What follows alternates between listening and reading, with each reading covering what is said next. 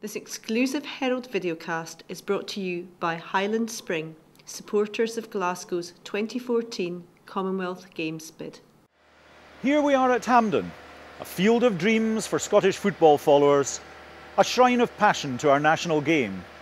But on Friday, November 9 in Sri Lanka, a glorious new dimension could unfold for the iconic stadium and for Glasgow if the city wins the right to host the 2014 Commonwealth Games. For this is where the athletics events and the closing ceremony will be staged. A temporary track will be laid, and a capacity crowd of 46,000 will witness what is promised to be the most competitor-friendly games ever held. Lee McConnell has won Commonwealth, European and World Championship athletics medals for Scotland and Britain. She's an athlete ambassador and is confident Glasgow can deliver a Games which will be a credit to Scotland and an inspiration to its sportsmen and women. To be able to compete in home soil is fantastic. I think it will raise their game. I mean, if you look at the statistics from previous championships and major championships, Olympic Games and that, the country that hosts, they always do better in the medals table. It gives them a goal, it gives them something to aim for. And so the one's coming up and they know it's going to be held in their country. It means a lot of emphasis will be put upon it, and we really will be putting money and facilities in place in order to make sure we have great athletes. Almost all of the proposed venues for the 17 sports are within a 20-minute radius of the Athletes' Village in Dalmarnock. It's just a short walk to Celtic Park, which will host the opening ceremony.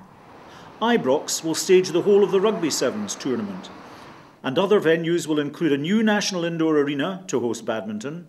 Squash and table tennis will be at Scotstoun, mountain biking at Cathkin Braes, while a new 12,500 capacity arena will accommodate gymnastics and netball. Plans are in place to ensure that each venue will not just provide a superlative platform for performance during the Games, but a lasting legacy for elite athletes, youngsters and the whole community for generations to come. This is the vision which the bid team hope will secure the vote this week. It has already brought on board several blue-chip supporters.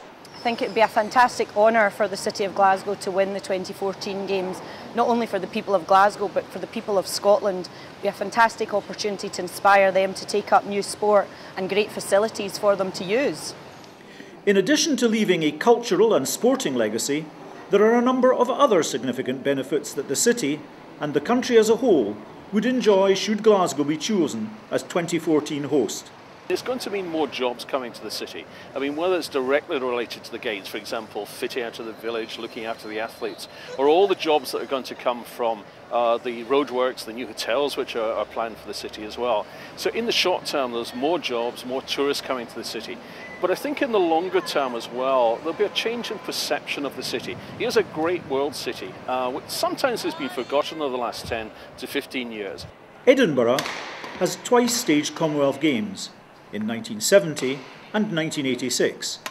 And according to one gold medalist from 21 years ago, winning on home soil is an unbeatable experience. I just remember Meadowbank being absolutely full of people. We didn't know it held as many as were in the hall. To take anything from the evening, the memories I have are just the noise that the crowd made.